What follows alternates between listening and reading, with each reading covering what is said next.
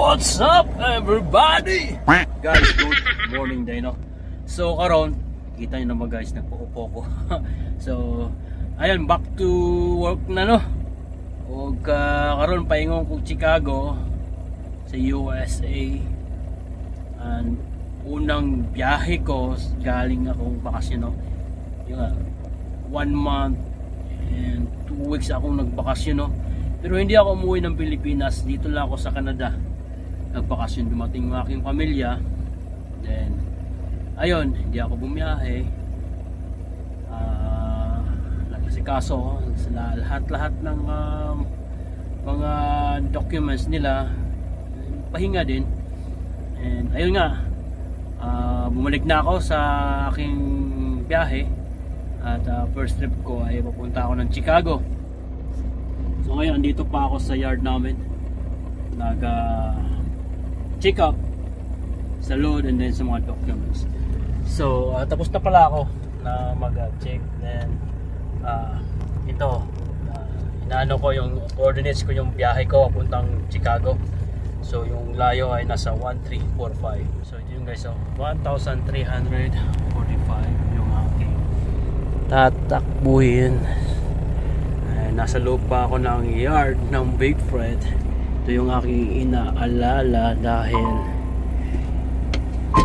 ayaw mag-charge dito sa kanyang dito so naka-attach na wire. Ang ginawa ko, sinaksak ko lang dito sa aking cigarette charger, linya ng ating Samsara. So kailangan natin mapaandar to, 1% pa lang, lobat na lobat. So ito yung ating truck ngayon na dadalhin, 2439 o CO2439. And yung aking previous na mga truck, una CO2440, then yung na-aksidente ako at binigyan ako ng ibang truck na CO2441. Hindi nagkakalayo, no? Nagkakasunod-sunod yung number ng truck, so body number ng truck. So ayun guys, no, tahimik ngayon dahil Sabado. Yeah, ayos naman yung ating takbo ng buhay. So pakita ko sa inyo guys yung aking load, no? Tara. Well guys, ito yung load natin ngayon. Number 10 bundle. Ayan. So kailangan pa natin palang i-secure ulit. Lagyan natin ng strap dito sa para hindi mahanginan.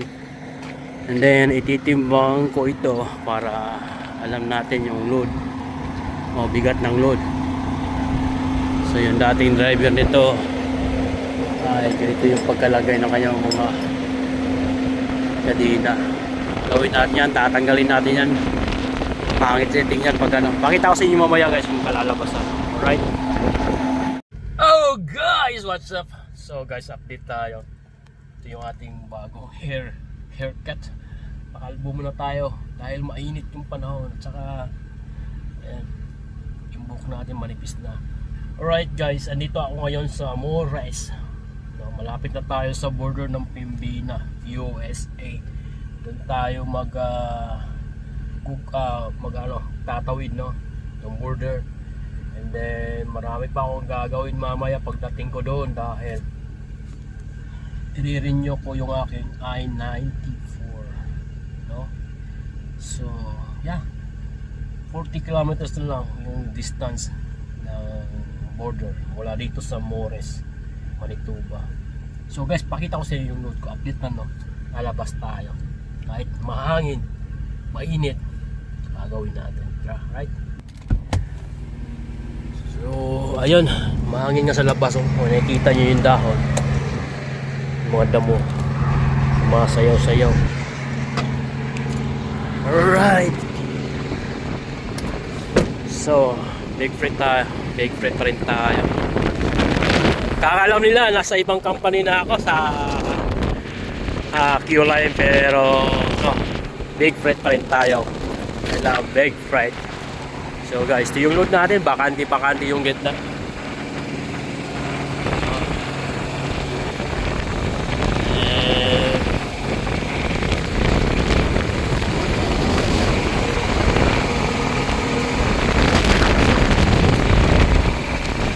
Lakas yung hangin.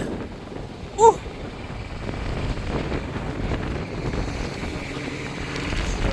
1,400 kilometers pa yung ating tatakbuhin. Sabayan nyo ako guys sa biyahe ko papunta ng Chicago. Right? Tara!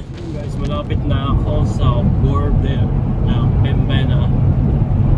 Nasa 8 kilometers na lang, no?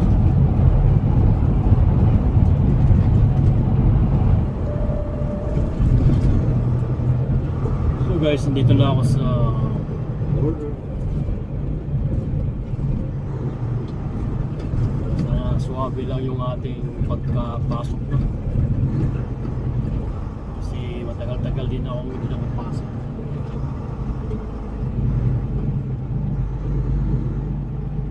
Almost 6 months. Ay, mababa pa ako din eh.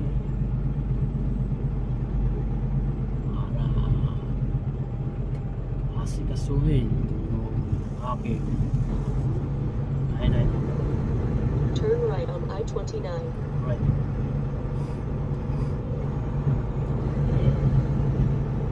Medyo kakabahin ka pa rin, no? Kahit na mabalik-balik na tayo dito. Nagkaba pa rin na tayo yung full. Naman sana. Pero basic lang to guys. Walang problema.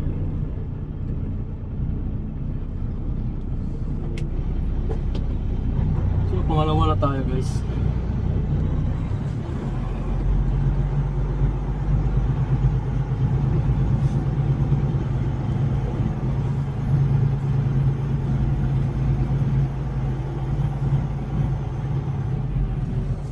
Bakit?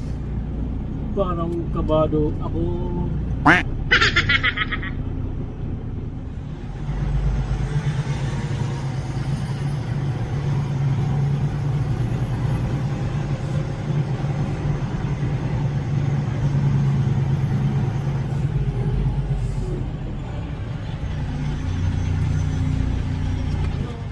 Good day, sir. I'm good? How are you? It's construction material. Where's it going? Going to South Chicago, Illinois.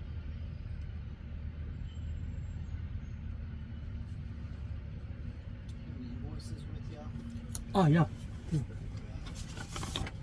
And I would like to say that my I-94 expired.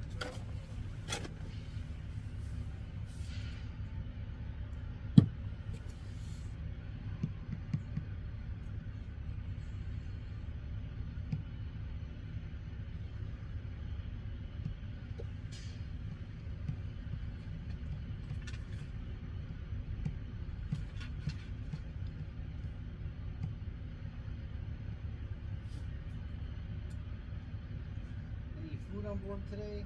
I have apple, banana, chicken cook, rice, egg.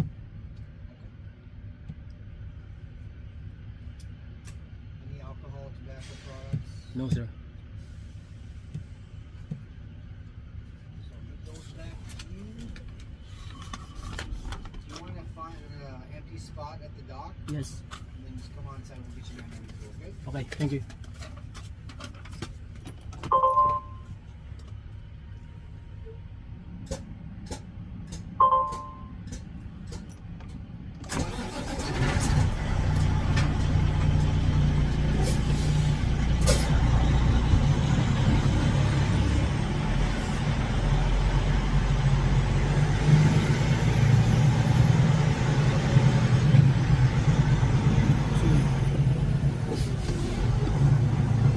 Kaya na yung I-94 natin.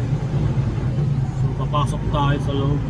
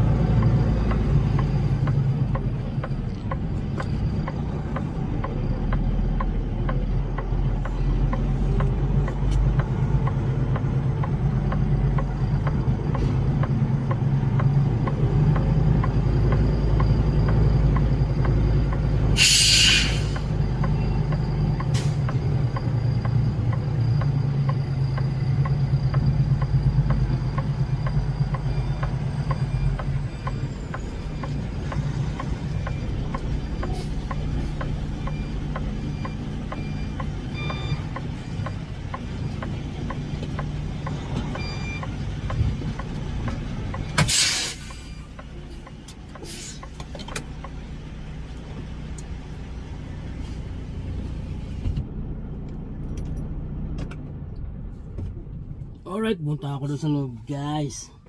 Ay. Tignan natin itong mga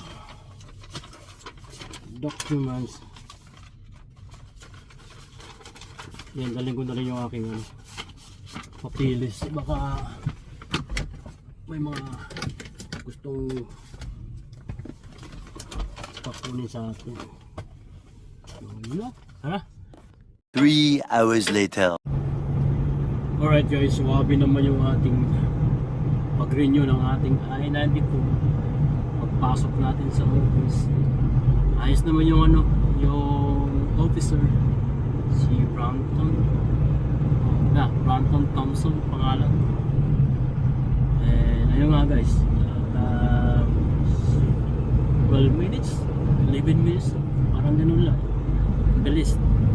Kaya ko, may coins pa naman ako dito, US dollar coins. Binigay ko, akala ko mga token ba sa panghuwasing, naibigay ko sa custom. Yari sana tapos hindi isa-isa yung coins. Sabi ko, inisip ko baka yung barya na naibigay ko baka may halo na token para sa pangkarwas. Kasi yari tayo doon pag gano'n, no? Question tayo, nabigay natin yung pera, hindi akma sa American Bell. So ayun guys, ayos naman, bante na ako papunta Chicago, Illinois. Right, na-renew na rin yung aking na-renew na rin pala yung aking I-94. So ma-expire siya ngayong December, 6 months, kasi June ngayon eh. June, July, August, September, October, November, December. Ani na buwan tayo mabalik-balik ng US. Ayos na kayo na dito. Sabi naman yung renew dito sa Pembela. Hey guys, update tayo sa biyahe. So ngayon, andito ako ngayon sa Alexandria rest area. Parang magbawas. At saka tumakbo ako ng 600 kilometers na ang layo. Kailangan ko magbawas para bumalik yung kondisyon ng ating katawan. So itong Alexandria ay sa to guys, sa Minneapolis, Minnesota. Napakalawak dito. So pakita ko sa inyo yung paligid. Alright, kinakita nyo guys, ayan, napakaraming paradahan. Itong linya na to, kaya to magparada ng 2 truck, no? No, tingnan mo naman yung isa, 2 truck ang pwedeng mag-park, no? So ayun nga guys, no, papunta ako ng washroom, pakita ko sa inyo. Ulan, ganda ng trapo. Pag winter, napakapangit dito. Ayan. So ang linis dito, kulay verde yung paligid dahil na kulay green. Tsaka yung mga kahoy, puno ay napakasigla nila. Ayan guys, yan ang washroom nila. Napakalaki, parang mall. Alagang-alaga sa maintenance, walang basura. So matagal din ako hindi nakahinto rito, no? Yan. Ito gripo to, gumagana po ba? Wala na. Oh, gana po. Ayos ah. Alright. Pasok tayo sa kanilang pintuan. Yeah.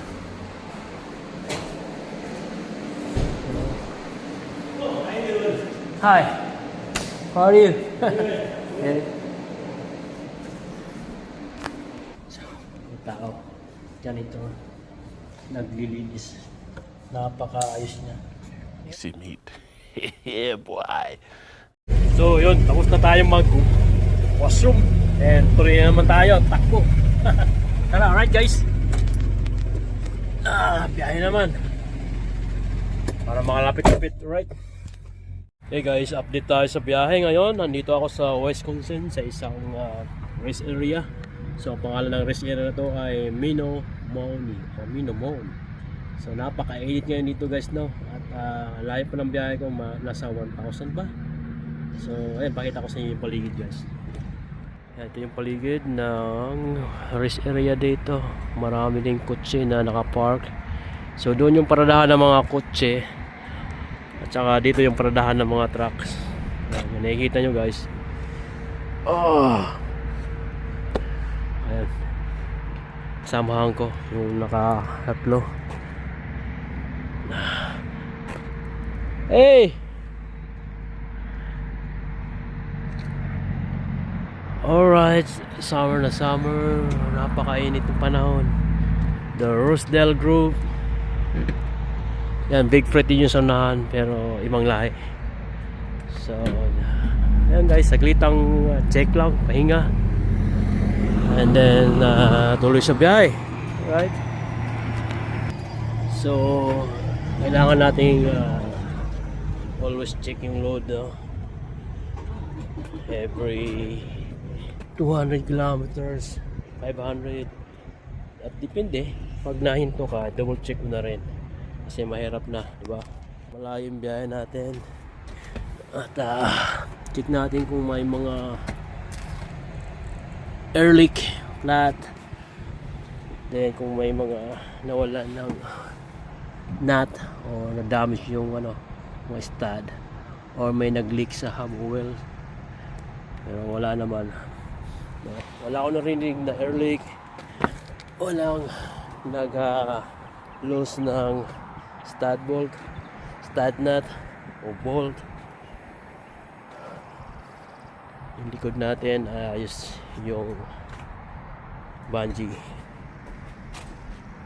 Dito rin wala. So ganda ng truck nito.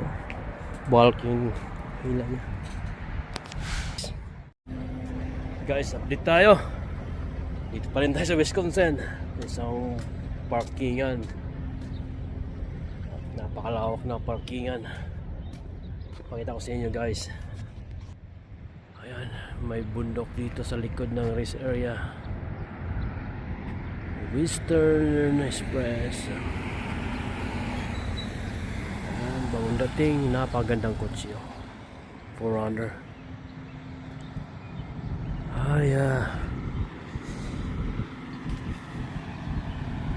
Grabe, napakaganda at malinis talaga lugar dito. Wasro muna. Good morning mga bay! Good morning! So yun, nandito na ako sa Chicago, Illinois. And yan, nasa mga 1 kilometer na lang kasi ang layo, kaso may humarang na train sa akin daanan. Ayan guys, so may train, sakto-sakto pa yung train.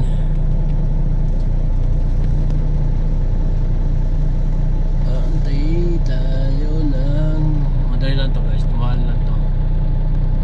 Ano lang to, local hustling ng train. Ayan.